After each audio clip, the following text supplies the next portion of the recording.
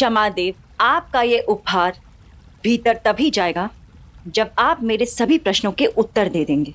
कहिए देवी, क्या प्रश्न है आपके?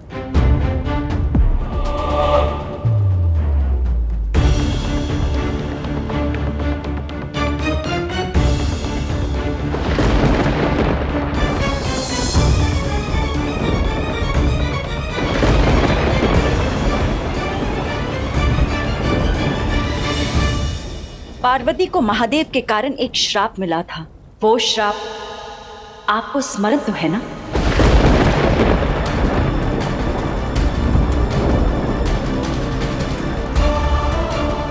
देवताओं के जिस उद्देश्य की पूर्ति के लिए मेरे स्वामी के प्राण गए हैं, वो उद्देश्य कभी पूर्ण ना हो। मेरी हाय है कि तुम कभी भी एक मां ना बन सको।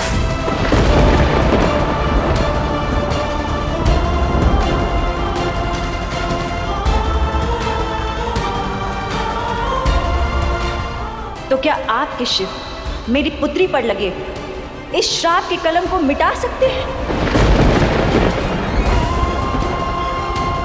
क्या आपके महादेव मेरी पुत्री को भी एक सामान्य स्त्री की भांति अपना जीवन, अपना अस्तित्व पूर्ण करने का अधिकार दे सकते हैं?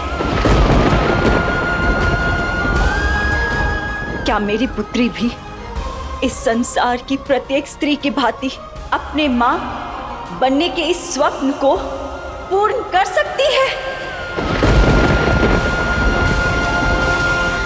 क्या आपके महादेव ये सब कर सकते हैं? यदि कर सकते हैं तो उन्हें बुलाइए और उनसे इस बात की पुष्टि करवाइए। तब जाके एक मां आपके इस प्रस्ताव को स्वीकार करेगी।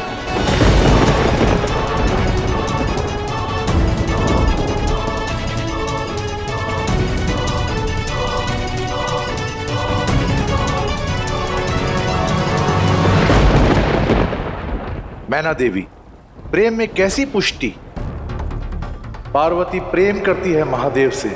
नहीं महाराज, प्रेम की भी एक सीमा होती है। प्रेम तभी पूर्ण होता है जब उसका कोई फल मिले, और वो फल संतान।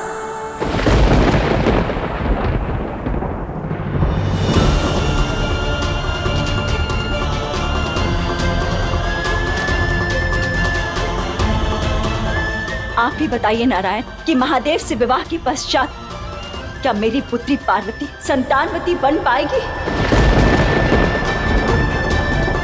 मुझे केवल अपने इस एक प्रश्न का उत्तर चाहिए। देवी, आप ही बताइए, यदि एक माँ अपनी पुत्री के भविष्य को लेकर चिंतित है और उसके आने वाले कल से संबंधित प्रश्न पूछ रही है, तो क्या वो अनुचित कर रही है? ब्रह्मा जी, आप बताइए, महादेव तो देवों के देव हैं, सब कुछ कर सकते हैं, तो फिर वो अपने प्रेम के लिए मेरी पुत्री पर लगे इस श्राप को क्यों नहीं तोड़ सकते? उत्तर दीजिए।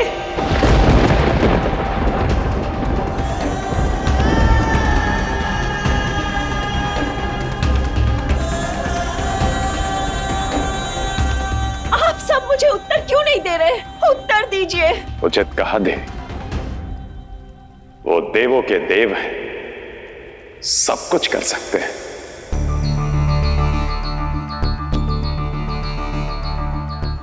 किंतु मर्यादा का उल्लंघन नहीं कर सकते।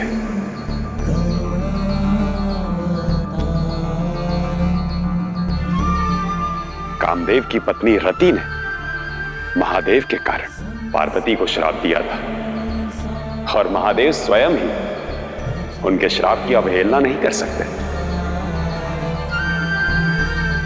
चाहे छोटा हो या बड़ा, महादेव सभी की भावनाओं का सम्मान करते हैं।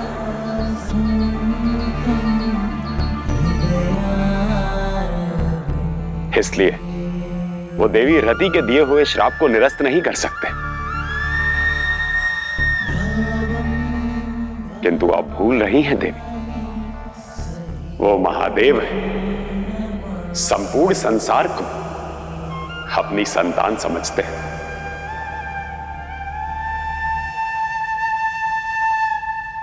भले उनकी संतान नहीं है तो क्या हुआ, देवी पार्वती को कभी संतान की कमी नहीं खलेगी, कभी संतान की कमी नहीं खलेगी, कभी संतान की कमी नहीं खलेगी, कभी संतान की कमी नहीं खलेगी। सारं भुजगेन्द्रहारं भवं भवामि सहितं नमामि। क्षमा नारायण, किंतु आपके ऐसा कह देने से समस्या का निवारण नहीं हो सकता। मेरी पुत्री पार्वती अभी प्रेम के मोह पाश में बंधी हुई है, किंतु जब ये बेड़ियां टूटेंगी उसके जीवन में अवश्य असंतोष उपजेगा, पश्चाताप होगा, निराशा होगी, और तब क्या पता मेरी पुत्री पार्वती भी सती की भांति अपने जीवन का अंत कर दे।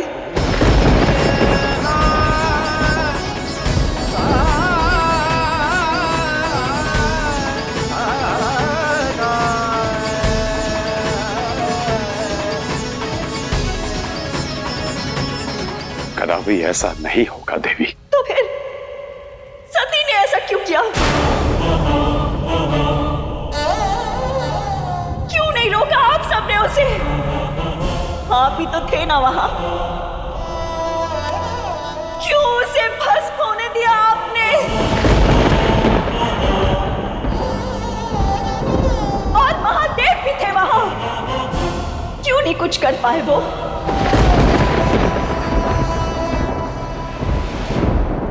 उत्तर दीजिए। बीते घावों को कुरेदने से कोई लाभ नहीं होगा देवी। हमें भविष्य के बारे में विचार करना चाहिए। मैं भी भविष्य के विषय में ही विचार कर रही हूं, और जहां से मैं देख सकती हूं वहां से मेरी पुत्री का भविष्य केवल अंधकार में दिख रहा है मुझे।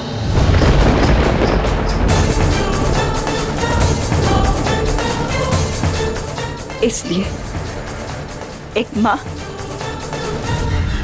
बड़ी विनम्रता से आपके इस प्रस्ताव को अस्वीकार करती।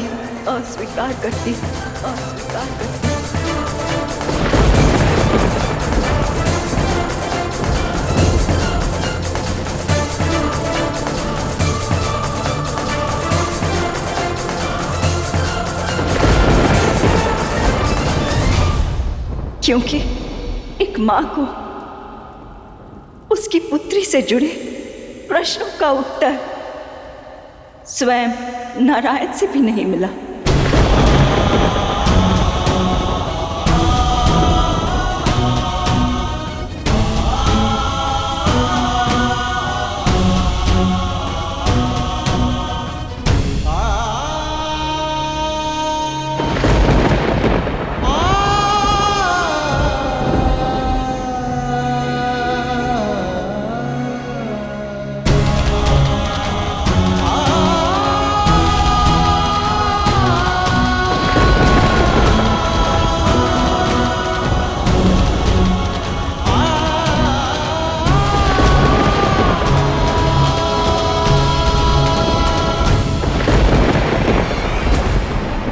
सुना तुमने पुत्र? बस पीड़ा की घड़ी बीत गई, अब तो आनंद के दिन है। हम व्यर्थ ही चिंतित हो रहे थे, हमारा काम तो उस मैना देवी ने ही कर दिया। धन्य हो मैना देवी। अब जब तक वो सज्ज नहीं होती, शिव और पार्वती विवाह नहीं करेंगे। वैसे ही जैसे पिता श्री दक्ष के सज्ज होने से पूर्व शिव और सती का मिलन नहीं हुआ था। मैं समस्त देवताओं के मनोस्थिति से भली भांति परिचित हूँ। समस्त देवता मैनावती देवी का मन परिवर्तित करने का भरपूर प्रयत्न करेंगे, और तुम्हें कुछ ऐसा करना है कि मैनावती स्वयं शिव और पार्वती के इस विवाह हेतु कभी सज्ज ना हो।